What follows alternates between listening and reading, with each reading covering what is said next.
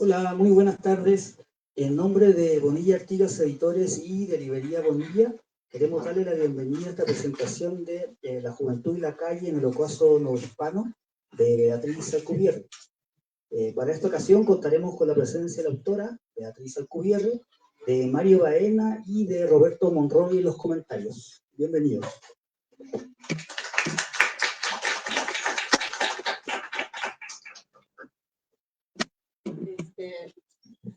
Hola, pues gracias por venir. Vamos a iniciar primero con Mario, después Roberto, después yo y después vamos a abrir una ronda de preguntas. Así que, bueno, pues presento a Mario. Mario es el hijo que nunca tuve, por si no lo recuerdan. Es el nieto que nunca tuviste, mamá. Bueno, ya sé que sí tuviste nietos, pero... pero bueno, es mi queridísimo alumno, discípulo y ahora colega, y mi fan número 1. Y bueno, pues me encanta que esté aquí con nosotros, y pues adelante, Mario, gracias. Bueno, pues gracias a ti, más bien por la invitación y pues por ya todos estos años compartiendo juntos, ¿no? En la UAM, en términos de las enseñanzas que nos has dejado, bueno, a mí y otras generaciones, ¿no? Aquí también presentes de repente. Entonces, pues te agradezco pues por la invitación a presentar tu libro y, bueno, por supuesto, felicitarte por esta nueva publicación, ¿no? Entonces, bueno, preparé un texto que voy a ir como leyendo. En algunas partes pues haré como pausas para platicar algunas cuestiones, ¿no? Que me quedan respecto de mi lectura particular del libro. Obviamente, como en toda presentación, pues espera que el público, ¿no? Lo adquiera y lo pueda como disfrutar y revisar desde su propia perspectiva. Análisis del discurso, historia social, historia cultural, historia de la juventud y la niñez. Esos son los temas que encontramos en la reciente investigación de Beatriz Alcubierre, publicada conjuntamente por Bonilla Artigas Editores y la UAM.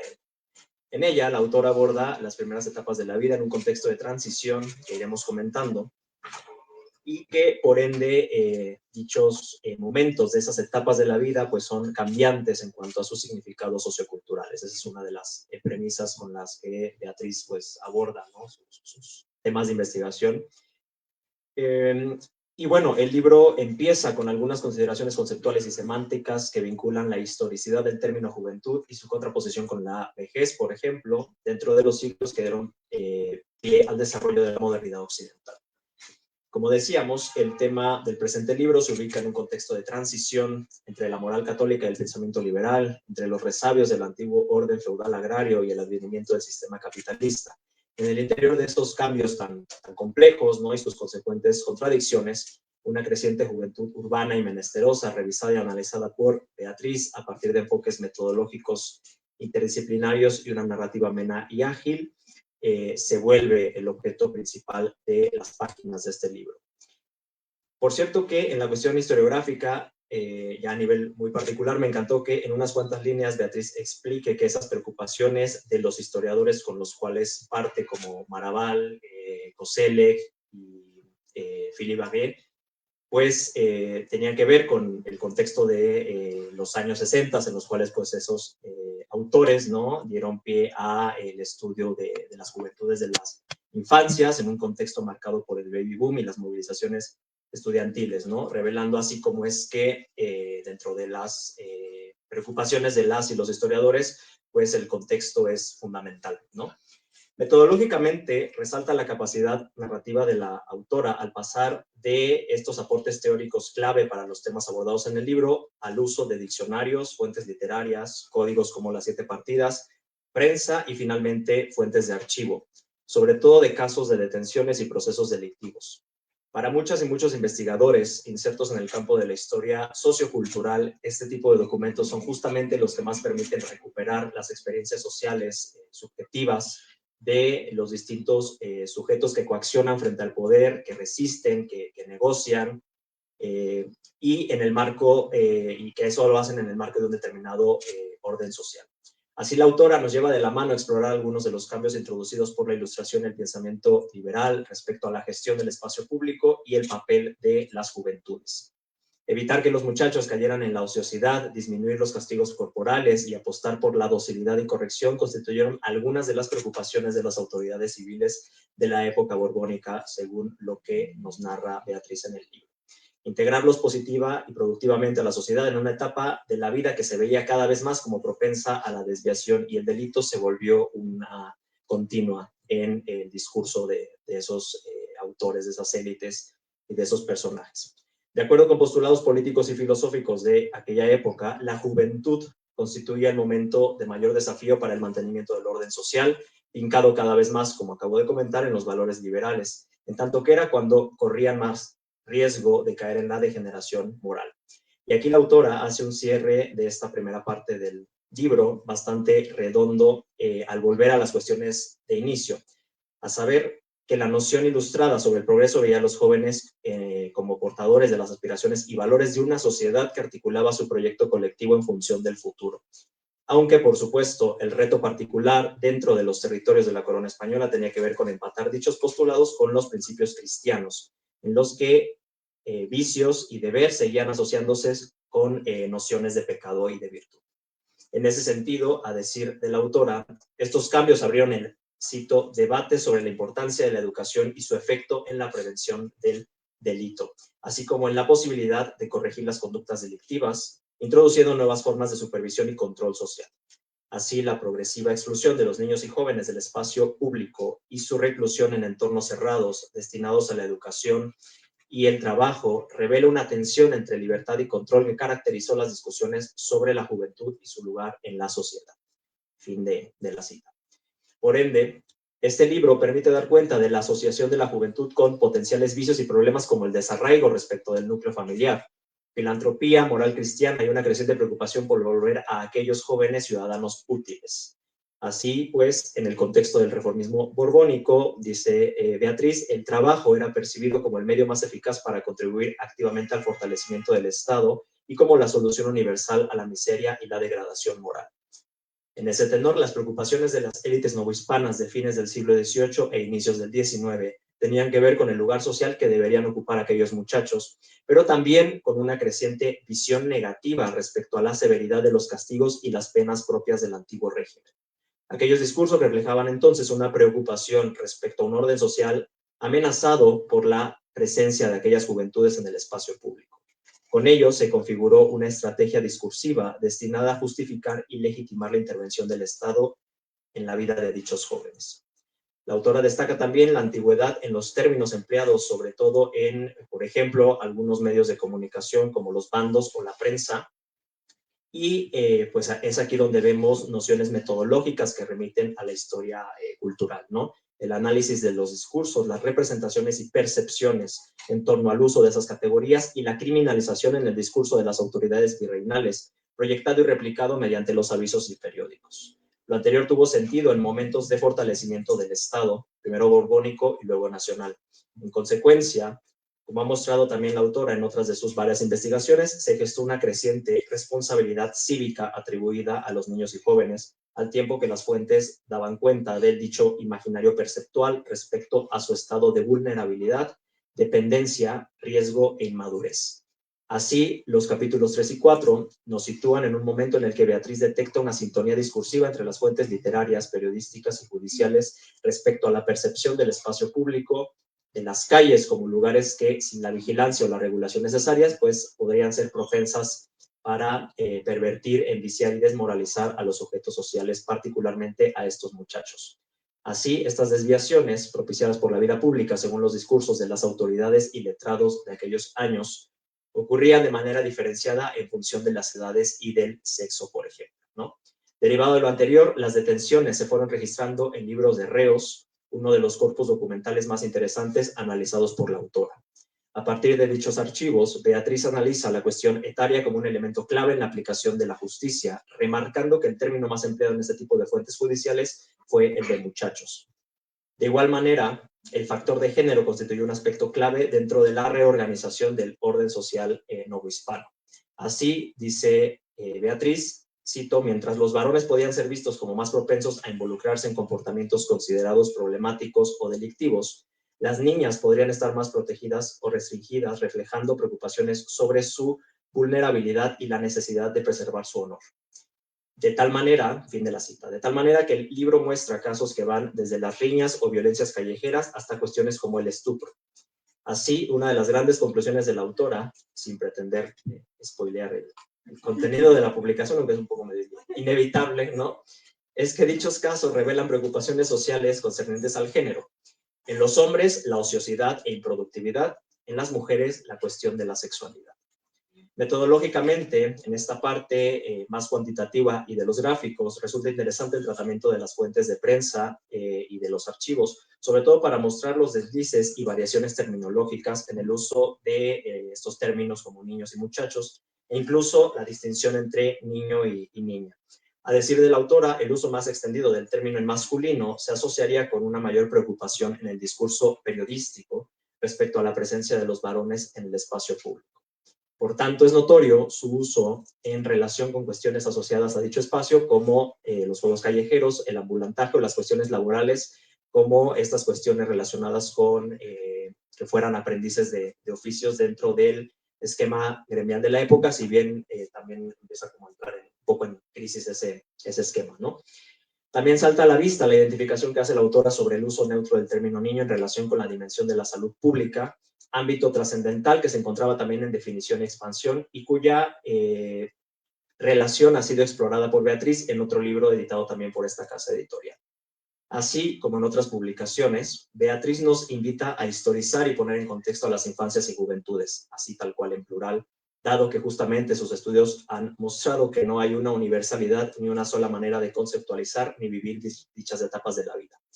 La premisa, dice la autora, de que la edad es una categoría subjetiva y sujeta a constantes mutaciones, enfatiza la importancia de entender estas etapas de la vida no como realidades ontológicas fijas, sino como construcciones sociales que varían significativamente incluso dentro de una misma sociedad y que determinan experiencias vitales heterogéneas. Así pues, el libro que estamos presentando constituye una ventana valiosa a la historia social y cultural que, aunque centrada en el ocaso novohispano, permite pensar otras épocas y lugares respecto a temas como el orden social, el devenir de las infancias y la juventud, así como su papel dentro de los proyectos políticos, educativos y sociales del Estado moderno. Sin duda, las y los lectores encontrarán en esta publicación un acercamiento por demás rico, interesante y revelador sobre la historia de las infancias y las juventudes de la bella pluma de Beatriz. Gracias.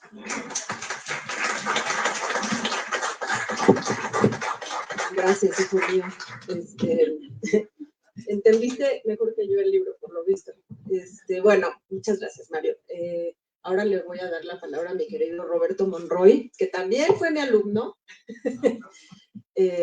También es ahora mi colega, pero además pues es mi mano derecha y mi interlocutor más importante en el día a día.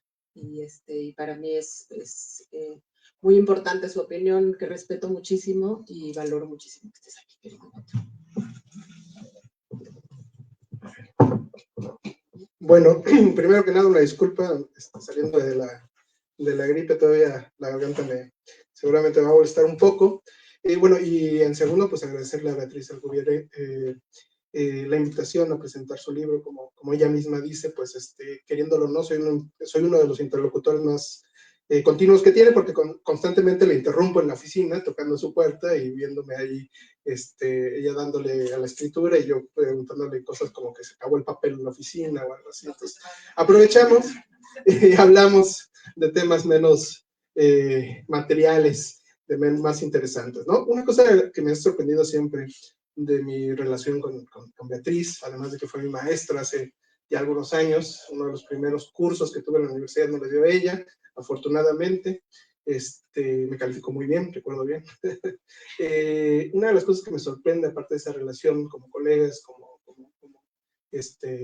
alumno, que siempre la respeto en ese sentido, es que me sorprende lo mucho que sus temas son entendibles para mí, no sé cómo explicarlo. Me sorprende lo mucho que, a pesar de que ella y yo trabajamos cosas completamente distintas, creo, muy distantes, tenemos una vena ética, política, crítica, preocupativa, bastante similar, lo que hace que, por ejemplo, yo, por ejemplo, entendiera muy bien también el texto de La juventud y la calle en el ocaso novohispano, porque no solamente se queda en un tema histórico, diríamos, que la historia a mí siempre me ha parecido importante, pero siempre la ocupo un poco en segundo lugar, porque pues hago otras cosas.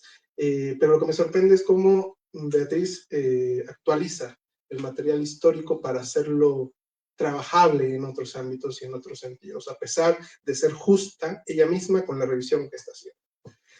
Preparé un texto también para leer, a ver, espero también acercarme al ethos del libro, a la propuesta, y bueno, lo voy a leer. Las referencias literarias son un lugar importante en el trabajo de Beatriz Alcubierre. Desde que la conozco, tal vez en parte por ello nos hemos entendido también. Yo doy clases de literatura hispanoamericana normalmente. La referencia inevitable al Periquillo Sarmiento, cuando yo te comencé a leer el libro, dije, o sea, lo primero que pensé fue en el Periquillo Sarmiento. Sí, más adelante me lo encuentro en el texto. Dentro de su argumento es sin duda un buen ejemplo de lo que este libro quiere mostrar.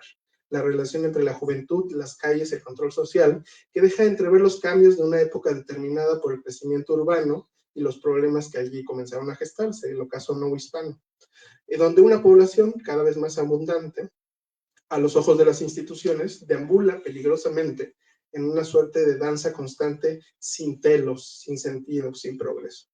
Una experiencia, sin embargo, puede referir tal vez mejor que la del Periquillo, una más trágica o a lo mejor más sintética también.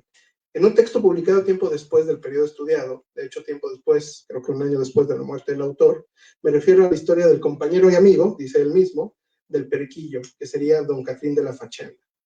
En un uso pedagógico de la figura del pícaro, aunque la figura del pícaro también tiene su distancia respecto a la misma instrumentalización que hace Lizardi, incorporada forzosamente en la literatura novohispana, identificamos a un hombre, no de la clase baja, sino de la peligrosa aristocracia desheredada, que al tiempo de la independencia deja de tener sentido, y que siempre denunció a Lizardi, y dando los placeres que, y dándose él, don Catrín de la Fachenda, a los placeres que da una vida en la ciudad capital. Él mismo dice, truán, libertino, impío, el Fachenda. Su final, ya luego de acabar con sus padres y sus fortunas, termina mal, muerto y como moraleja de lo que pasa con los jóvenes que no hacen bien de su vida. Dice el texto, él mismo se mató, fue su homicida, dicen los últimos versos del texto, para hacer hincapié en la responsabilidad que él tenía en tanto su vida y sus acciones. Ambas historias, la del Periquillo y la del Catrín, aunque la segunda publicada en 1827, dejan claro que a una juventud corrompida solo le quedan dos opciones, o enderezarse o quebrarse. Como aquel árbol que nacía torcido, símbolo de las ciencias novedosas, diría Foucault, de la pedagogía y de la criminalística.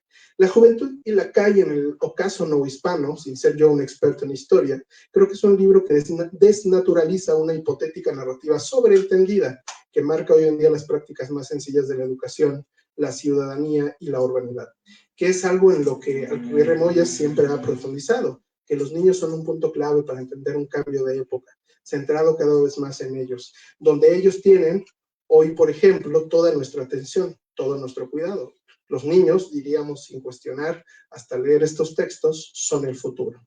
Sorprendentemente esa idea en específico es fruto de una época, dice La juventud y la calle, y no de la preocupación real o paternalista por los niños, sino de un problema de control social, de control urbano, diríamos. Las ciudades en su lógica moderna, en un pre-precapitalismo, en un aumento de sus poblaciones, en las lógicas particulares y bastante artificiales que implementa, va haciendo aumentar las desigualdades, lo que acompaña la criminalidad. Ginsburg ya lo señalaba en ese texto famoso sobre los indicios, que no es que la criminalidad aumente en las calles, sino la población, las desigualdades, producen un mayor índice criminalístico, lo que hace, por supuesto, crear todo un discurso que acompaña las relaciones de poder. Desde el poder se crea una narrativa moralizante que demanda buenos comportamientos, civilidad, sin caer en cuenta que la barbarie solo es parte de los efectos de la desigualdad. Como parte de esa modernidad, perdón, como parte de esta modernidad, de esos procesos de modernidad, justo hace poco hablábamos de Norbert Elias, que creo que se aplica bien aquí, se crean figuras de la vulnerabilidad y vulnerabilizadas. Allí es donde entran los jóvenes y las calles. El que fuera el delito capital por mucho tiempo, el vagabondeo, tiene su origen en un control social de un sector etario de la población que no es que necesariamente cometiera crímenes, que más bien era criminalizado.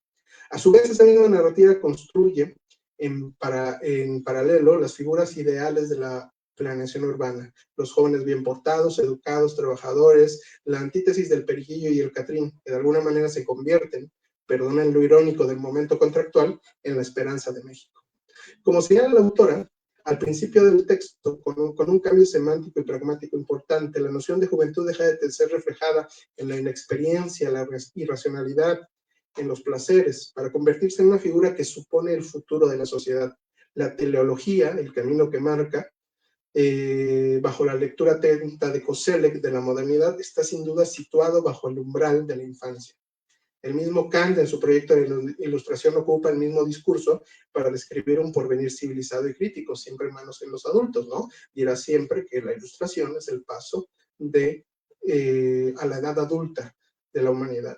El campo semántico, dice la autora, que se va construyendo, explora esta forma de entender la historia de lo social, como si fuera la historia de un cuerpo, de una vida, biopolítico en todo el derecho de la palabra, porque lo que hace es pensar el destino de lo colectivo bajo la metáfora de una forma de vida, con lo que me disgusta el uso indiscriminado que se hace de la palabra biopolítica, porque todo hoy en día es biopolítica. Este es el uso adecuado, es cuando determinamos que una relación se establece metaforizándolo a partir del cuerpo vivo. Pensamos que la sociedad está viva y tenemos que cuidar su salud.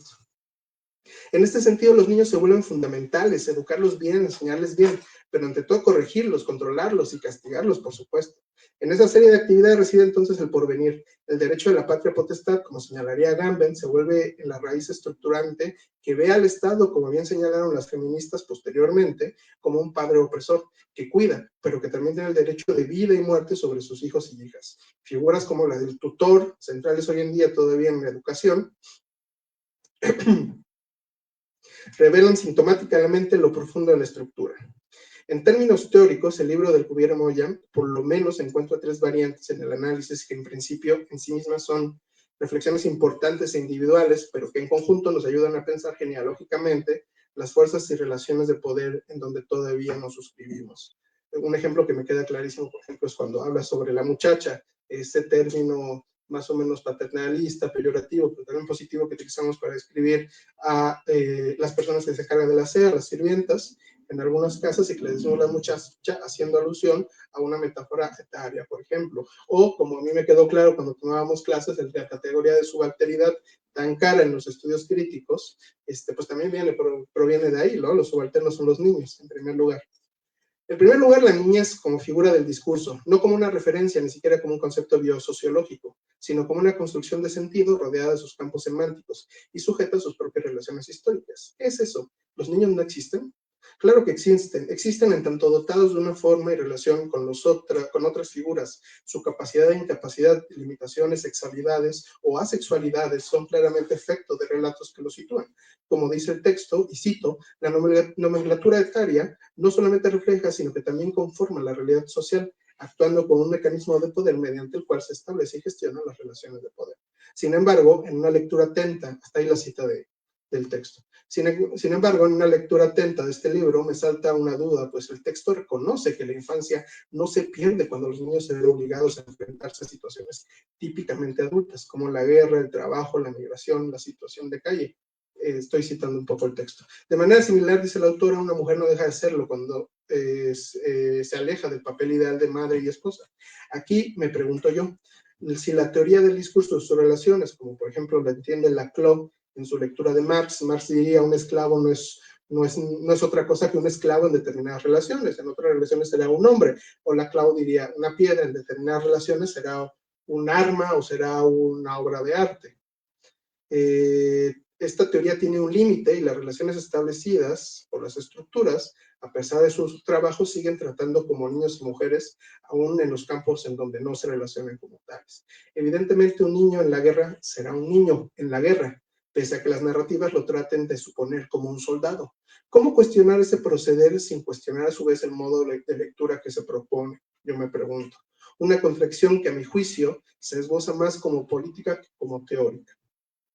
En segundo, las reflexiones historiográficas que nos dejan pensar, hacernos pensar al leerlo, que leemos siempre una historia escrita por adultos, escrita evidentemente por una mujer adulta, pero más que nada registrada, digerida, archivada, si pensamos que el archivo es un sistema de consignación, puesta en relación con los adultos, adultocéntrica, perdón, sin duda.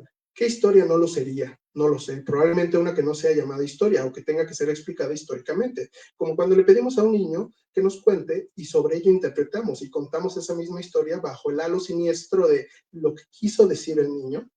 Se extrañan las voces de los jóvenes vigilados, castigados, controlados, dibujados brevemente en los libros de los reos que señala el libro. Se extrañan testimonios, emociones, sentimientos, pero no por la falta de la búsqueda histórica de la autora, sino porque precisamente el texto demuestra que hay que hablar por ellos, que se ha hablado por ellos históricamente, que no se les ha permitido hablar. En tercero, la calle como espacio de control, de disciplinamiento, el espacio físico, que como lo marcan los urbanistas, en la lectura que hace, por ejemplo, Foucault en Seguridad, Territorio y Población, es de vital importancia para el orden social, apelando a un discurso de la sanidad del cuerpo. Las calles se ven a sí mismo como las venas en las que fluye el líquido vital para la sociedad. El centro de la ciudad, el zócalo, su corazón palpitante. Sus límites, las favelas, las villas, los cinturones de miseria, los pies que son capaces de contener y dar forma, que pueden ser limitantes de la otredad y la sociedad. Hay que cuidar ese cuerpo, hay que mantenerlo sano y por ello hace falta controlar los cuerpos que lo habitan, que lo atraviesan, que lo parasitan, que lo enferman. Si esa enfermedad es apenas un vuelo tranquilo de papalotes en el atardecer. Una de las imágenes más bonitas que me encuentro en el texto es la preocupación, me gusta esa preocupación, es la preocupación de las autoridades porque los niños vuelan papalotes en el centro de la Ciudad de México. No puedo dejar de pensar en Liam Conejo y todos los niños víctimas de persecución y usados como cebo en las detenciones racistas de ICE y la administración de Trump, con toda la distancia que los eventos pueden suponer, pero aún así ligando un punto con otro para formar una constelación crítica, es evidente que las narrativas de inmunidad del cuerpo social siguen latentes. Controlar o desechar la juventud indeseada, aquella que enferma, aquella que es enemigo de uno mismo. Y hay una cuarta referencia, por supuesto, para salir de las tríadas comunes, que es la del género. El análisis de la juventud y la calle se aprecia, también hay una lectura con perspectiva de género, que señala la segregación de los campos semánticos a partir de la diferencia sexual.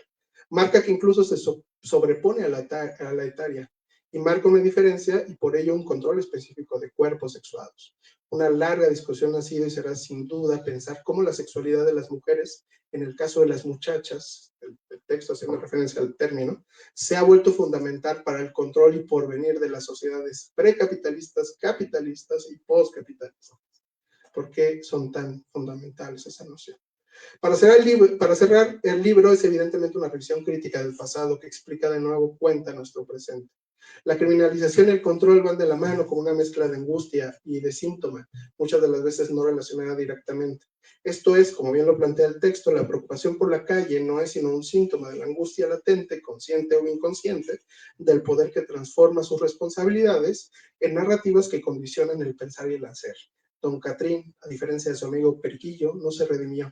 Pagó sus pecados como los reos acusados de vagabundear en las calles del ocaso novohispano. Murió enfermo, como enfermo puede morir el cuerpo social si no se le cuida, si no se le proteja, si no se le violenta. Bueno, hasta ahí. Muchas gracias.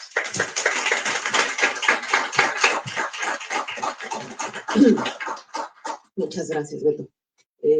Estoy muy contenta de que fue muy atinado invitarlos a ustedes dos porque justamente fueron dos lecturas muy diferentes y de dos personas que me conocen muy bien y conocen mi trabajo y saben por dónde van mis preocupaciones y lo leen, bueno, pues desde sus trincheras y, bueno, pues encuentran, sí, algunas de las cosas más importantes que quise transmitir acá. Para mí esto es un tema muy actual en realidad, ¿no? O sea, yo estudio historia pero no, o bueno, siempre les digo a mis alumnos, la historia no es una disciplina que enseña el pasado, es una disciplina que enseña el presente. Siempre se los digo, aquí está Marlene haciendo así. ¿No? Y la preocupación es algo que también he discutido mucho con mi queridísima Susana, que por ahí atrás está, es una preocupación por las infancias y por las juventudes actuales, en realidad, ¿no? Porque este tema de la restricción del espacio público para los niños y para los niños y adolescentes, ese término no aparece acá mucho porque pues no se usaba mucho en la época, aunque era un término que existía en las leyes de partidas y que existía en los diccionarios de la época, no nos lo inventamos nosotros, pero se resignificó en el siglo XX, a principios del siglo XX, y lo adoptamos ya un poco en sustitución de estas ambigüedades como la palabra muchacho. Pero bueno, el punto es que lo que nos preocupa son los niños y adolescentes de ahora que tampoco pueden andar en la calle. Susana tiene un libro maravilloso que se llama Robachicos y que pues llega básicamente a la misma conclusión, ¿no? No es que evidentemente el secuestro infantil es una realidad terrible que se sigue sufriendo hasta la fecha, pero Susana va demostrando cómo, aparte de esta realidad, hay un discurso alrededor de eso que nos aterra y que hace que no saquemos a los niños a la calle. Entonces tenemos los parques y decimos, ay, qué bonito el parquecito, así rodeado de rejas, ¿no? Y espacios siempre muy restringidos para los niños y los adolescentes. Y esto es algo que yo quise ver desde dónde viene, ¿no? Y me encontré eso, que en el siglo XVII y en buena parte del siglo XVIII todavía andar en la calle era algo normal, pues, y los niños andaban volando que papalotes y de repente les empezaron a prohibir que volaran papalotes, sí, porque se caían de los techos y los atropellaban los coches y tal, porque la ciudad también se volvió más peligrosa en ese sentido, porque estaba más transitada, porque había mucha más población y entonces claramente pues, se vuelve más peligrosa y empieza a haber mucho más accidentes, pero también es cierto que, por ejemplo, el tema de los papalotes es que también se usaba para hacer señales políticas con los papalotes y tal, entonces tiene que ver con muchas cosas, con un control político al final de cuentas, ¿no? Es un tema de controlar los cuerpos, ¿no? Y la juventud y la niñez, bueno, y también por eso ese paso de un libro sobre infancias o varios libros sobre infancias, ahora uno de juventudes, no tiene tanto que ver con que yo me haya movido de una edad a la otra, sino que tiene que ver más bien con que para la época la palabra juventud englobaba niños también, ¿no? Es un concepto como mucho más amplio, ¿sí? Entonces yo lo que trato de ver es, bueno, esto los más jóvenes, y claro, ahorita decía Beto, tengo esta duda porque o sea, son niños o no son niños, ¿cómo los podemos definir? Y ese es el problema siempre. Ese es el problema siempre. ¿Por qué? Pues tú mismo lo dijiste, porque no se pueden representar a sí mismos, porque no tienen, eso los hace subalternos precisamente, no tienen autorrepresentación. Y bueno, una cosa es que todos sean niños, el niño en la calle, el niño sicario, el niño prostituido, el niño esclavizado, no dejan de ser niños, ¿no? Aunque se suele decir, no es que le robaron su infancia, porque le robaron su inocencia, también la palabra inocencia, bueno, pues es todo también una construcción que también limita, que también restringe, pero el hecho es que el problema no es tanto que sean niños, sino que yo siempre digo, una cosa es que sean niños y otra cosa es que estén infantilizados entendido como que el infante es el que no habla, están demudados, están silenciados, ¿no? Entonces, claro, no encontramos nunca sus testimonios. Hacer historia de la infancia es muy difícil.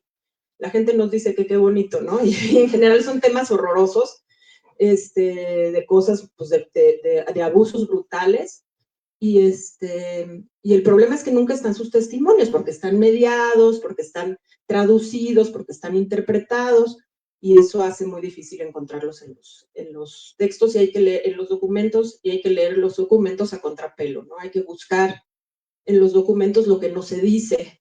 Entonces, bueno, yo me encontré estos libros de reos que me gustaron mucho, pero pues también son muy difíciles de leer.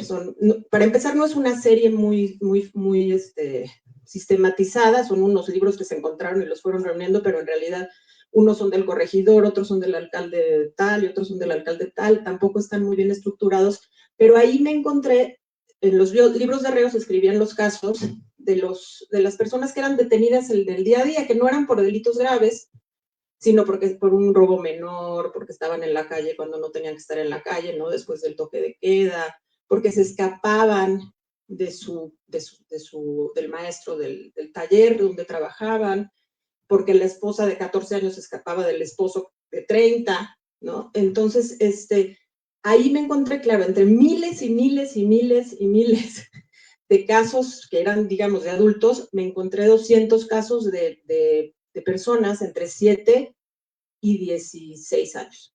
Escogí ese rango etario precisamente siguiendo también las leyes de partidas y otras leyes de la época que hacían los cortes ahí en los 16 años.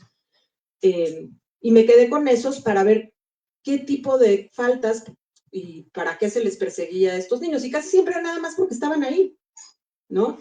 Y los agarraban porque estaban ahí y los mandaban a un taller, los mandaban a un obraje, los mandaban de sirvientas a las chicas, las metían en una casa de honra. O sea, había todo un tema que tenía que ver con su explotación en términos laborales también, ¿no? Y su control, ¿no? El control de las mujeres, del cuerpo de las mujeres y el control de la mano de obra infantil, básicamente.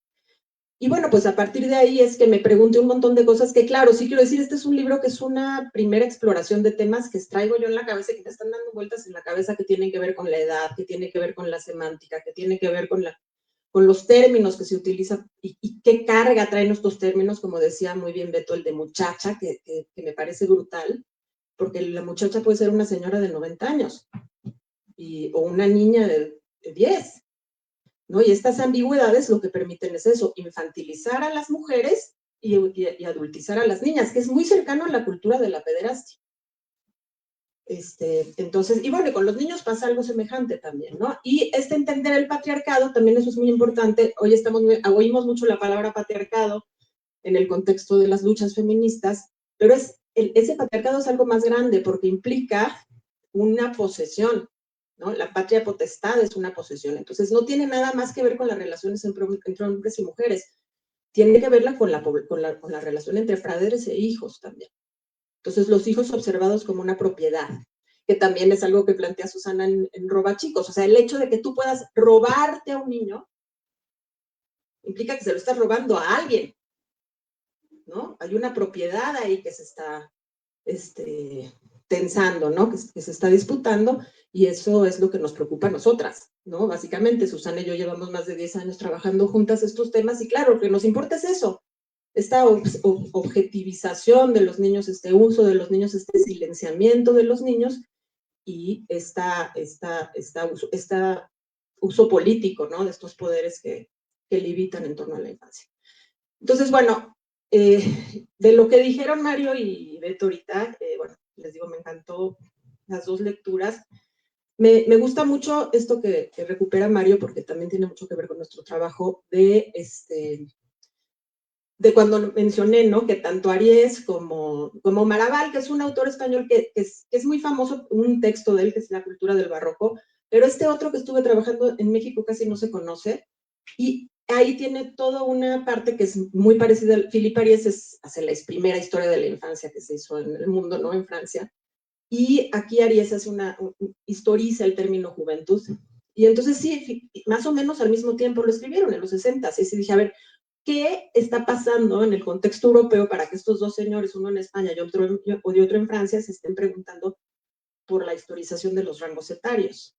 Y justo, pues es que ahora también, y eso lo decimos mucho también Susana y yo en nuestro libro de la historia mínima de las infancias, que esto también tiene que ver con un contexto que es, pues, la declaración, la Convención de los Derechos del Niño en 1989, y a partir de ahí en los 90 empieza en México y en América Latina todo el tema de la historia de la infancia, y son temas que están muy vigentes ahorita, ya lo dije hace rato, ¿no? Niños sicarios, niños migrantes, niños, bueno, pues aquí vendiendo chicles en la esquina, ¿no? Es algo que tenemos en la cara todo el tiempo y que escogemos no verlo.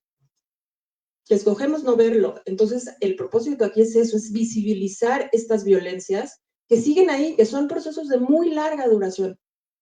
Eso de lo que dice Mario, ¿no? Y en cuanto, bueno, ya comenté varias cosas de las que dice Roberto, ¿no? El tema del patriarcado, el tema, bueno, pues eso de la preocupación por entrarle desde la literatura, que es algo que siempre ha marcado mi trabajo, ¿no? Para mí la literatura pues siempre ha habido una enorme interdisciplinariedad y interlocución con la literatura, porque yo pues siempre quise ser escritora, pero como que no se me ocurren cosas y no las puedo inventar, entonces mejor voy a la historia. A ver, aquí esto ya está, esto ya pasó, no tengo que inventarme nada. Entonces, para mí sí es muy importante esa interacción, pero entonces eso me lleva a preocupaciones como el tema semántico, justamente, el tema, y también ayuda mucho, creo que en el CIU, donde trabajamos los tres, pues que es un centro interdisciplinario, de verdad interdisciplinario, y tengo mucho contacto con lingüistas, con filólogos, con historiadores culturales, con historiadores sociales, y entonces sí, las preguntas no son nada más preguntas de historia, son preguntas de literatura, son preguntas de semántica, son preguntas de lingüística, y bueno, pues es una exploración que está empezando, porque eso, tengo 1000 cosas en la cabeza y las traté de organizar aquí como pude, pero pues es un primer paso para algo que todavía no tengo muy claro. Pero, por ejemplo, de los libros de reos, aquí nada más alcancé a poner, porque me urgía entregar el libro, porque estaba en un proyecto con una cita. Entonces, así como que lo que tú... Me faltó toda la parte, ahorita estoy escribiendo un artículo que ya revisa también en los libros de reos la parte étnica, ¿no? Las castas, porque un poco vi la parte de la edad y la parte de género, pero me faltó esa parte, ¿no? Ese otro marcador que es la raza y que es fundamental, porque los castigos para los niños indígenas son muy diferentes. A los niños indígenas los mandaban a los obrajes, a los españoles a los talleres o los regresaban con su mamá. Y lo mismo en las mujeres, ¿no? Son muy diferentes las maneras como se sancionaban una misma conducta en casos de las diferentes calidades que se llamaban en la época, ¿no? O castas. Bueno, nada más para cerrar. Bueno, quiero agradecer muchísimo, bueno, a los dos, por supuesto. Quiero agradecer, bueno, ya la mencioné 80 veces, por supuesto, soy fan número 1 de Susana, que es que aquí lo digo, pues es la que me jala. Si no fuera por Susana, yo, quién sabe, habría publicado un cómic y ya, porque me jala mucho Susana y me cuestiona y me está molestando todo el tiempo. Entonces, no, muchísimas gracias, Susana, te amo, que de verdad ha sido un apoyo importantísimo y una inspiración siempre. Y bueno, pues gracias, por supuesto, a mis hijas preciosas que están acá, a mi hermosa nuera, a mi sobrina Rebeca, a mi hermana y a mi cuñado y a mi mamá y a mi esposo, por supuesto, y a mis amigas Ale y María, que también son mi porra de primera fila. Muchísimas gracias. Para cerrar quiero, y bueno, gracias por supuesto a la librería Bonilla y a la editorial, gracias a la editorial La UAM y también a Ernesto Alonso, que también fue la parte desde la UAM quien ayudó con el tema editorial. Y bueno, para cerrar, si quisiera, nada más, yo sí les voy a spoilear porque les voy a leer el meritito final. Pero pues es que es justo donde está la parte que más quería yo dejar clarísimas, ¿no? Entonces les voy a leer.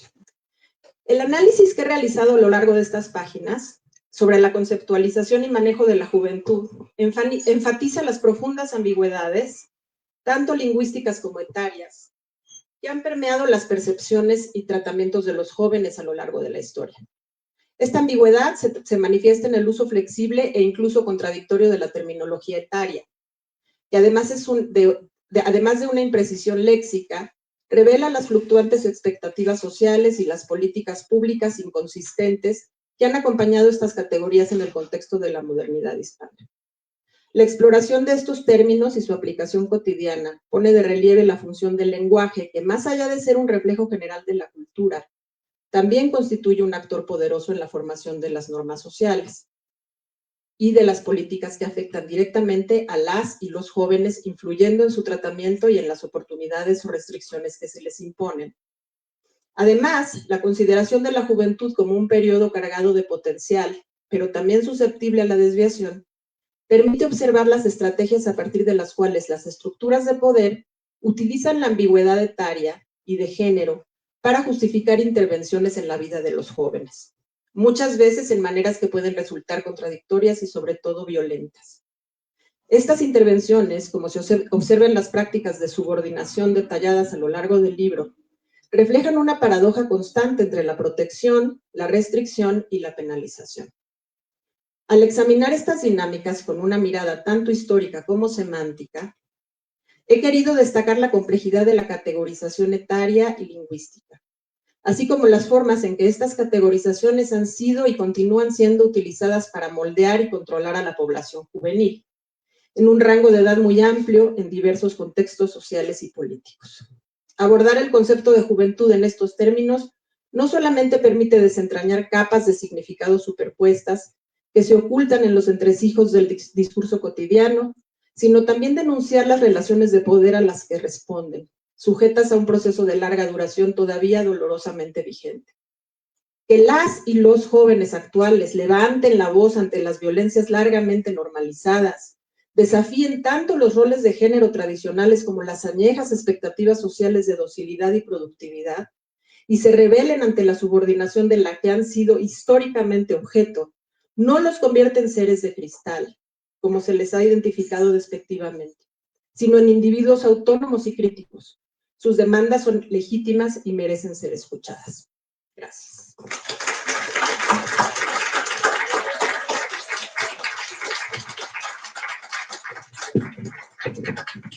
Aprovechando que se encuentra aquí la autora y los dos presentadores, si alguna persona del público desea hacer algún comentario, pregunta o consulta, hay micrófono disponible.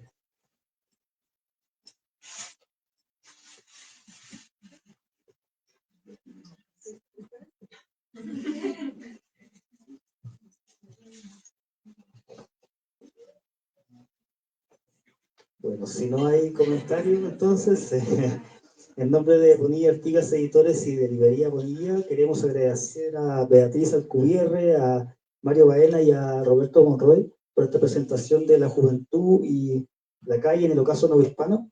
También aquí al público presente hay ejemplares del libro sobre el mostrador por si a alguno le interesa, y vamos a hacer un brindis de honor ahora como para celebrar la presentación del libro. Muchísimas gracias.